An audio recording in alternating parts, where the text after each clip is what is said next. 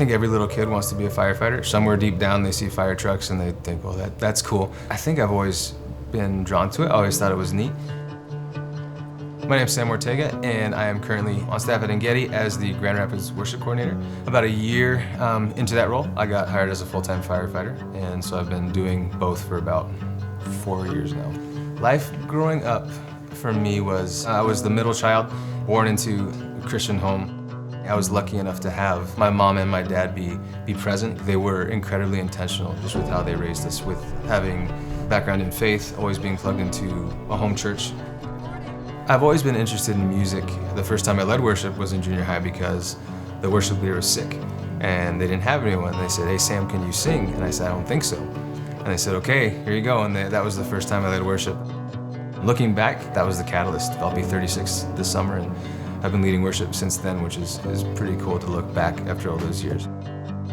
My dad was a LA City firefighter. My mom stayed at home and homeschooled us and then taught us. As I got older, I was able to understand more what my dad did, and I remember feeling pretty cool that my dad drove the fire trucks. And I always thought that was cool. My dad was on a run. There was 2 guys in like an underground container, silo type of thing, and he actually volunteered to go down and get him. He went down, got the 2 guys. 2 guys were already dead, brought him back up. About a week later, he started having symptoms, like weakness in his left arm. It took around a year, I think, of him going to different doctors and different people to try and figure out what was wrong with him, because he was getting more weak in his hand. He was having trouble speaking. It wasn't until like a year later they diagnosed him with ALS. I was 18 when he passed away.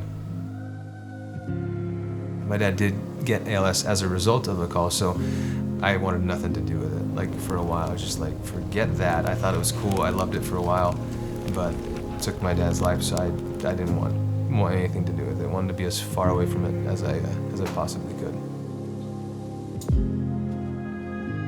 Coming back to pursuing firefighting, it was always, again, in the back of my mind. I just always thought it was cool. I've always had obviously an interest in it, just because I grew up around it. To this day, I've met other guys that my dad worked with at the fire department that had never met me, didn't know me from anyone, but I'd met them, shook their hand, and they asked me if I was Bob Ortega's son. And they, with tears in their eyes, hugged me and said, "I love your dad."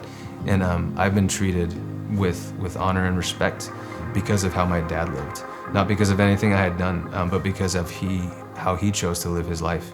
I've been thinking actually a lot about legacy lately, just because now I have 2 sons, and you know, what does that mean? And you know, when you have kids, it kind of changes your perspective. All things I remember seeing my dad do, I try and emulate, as long as they were good. I think spending quality time with them, loving their mom, being intentional, involving them in whether it's just projects around the house, letting them come to the fire station and hang out. I look back and I think, my dad wouldn't have traded his job for anything, even despite the illness and him passing away.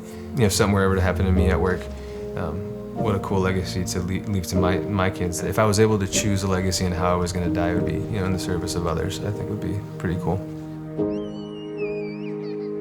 Whether your job is flying jet planes, whether your job is driving a space shuttle, driving a fire truck, or driving the garbage truck, I think, the Bible says to whatever your hand finds to do it with all your might, and to work as unto the Lord, not to men. And I think you don't have to, drive a F-15 jet pilot to be the example for your son. I think being a dad, being present, being that is enough, and that should be the priority, no matter what your job.